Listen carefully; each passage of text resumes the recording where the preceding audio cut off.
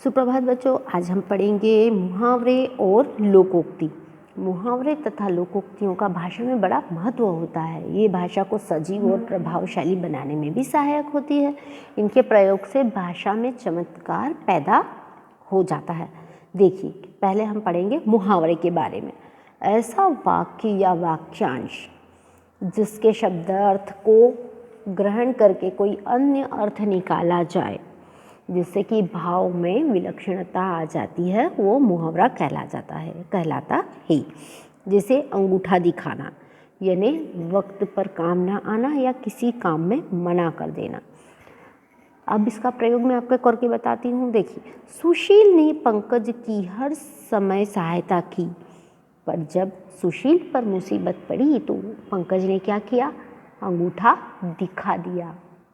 अर्थात क्या हुआ? उसने साफ मना कर दिया। अपना उल्लू सीधा करना, यानी अपना मतलब निकालना। आजकल के नेता अपना उल्लू सीधा करने में लगे हुए हैं।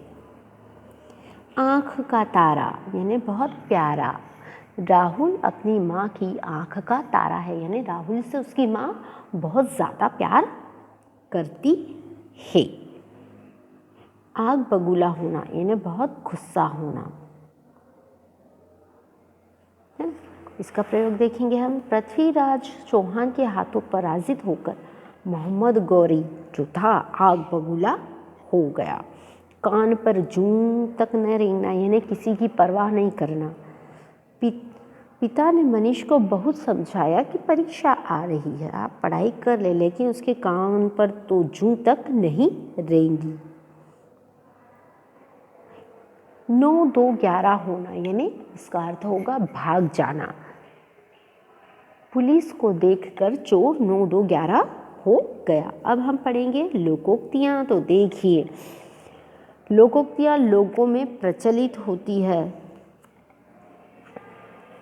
ना, लोगों में प्रचलित ऐसी उक्ति या कथन जो श्रोता या पाठक के हृदय को, यानी मन पर सीधा प्रभाव डालता है, लोकोक्ति कहलाता है, जिसे कहावत या जनश्रुति भी कहा जाता है। अब मैं 1 2 आपको पढ़ा देती हूँ। देखिए, बंदर क्या जाने अदरक का स्वाद, यानी मूर्ख लोगों को गुणों की कोई पहचान नहीं होती।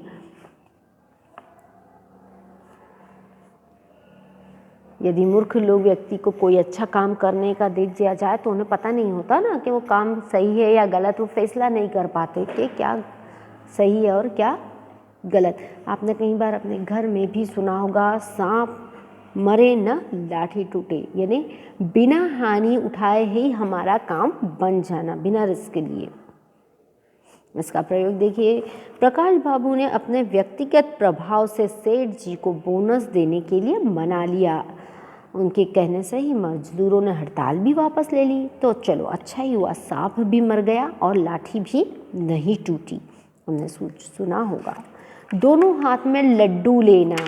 दोनों हाथ में लड्डू लेना, यानी ऐसा नहीं है कि हम घर बाजार से 2 लड्डू ले लिए और एक हाथ में 2 रख लिया, नहीं। इसका अर्थ होता है बहुत सभी दूर से लाभ ही लाभ होना, यानी बहुत ज़्यादा फायदा होना। सचिन के तो दोनों हाथों में लड्डू है।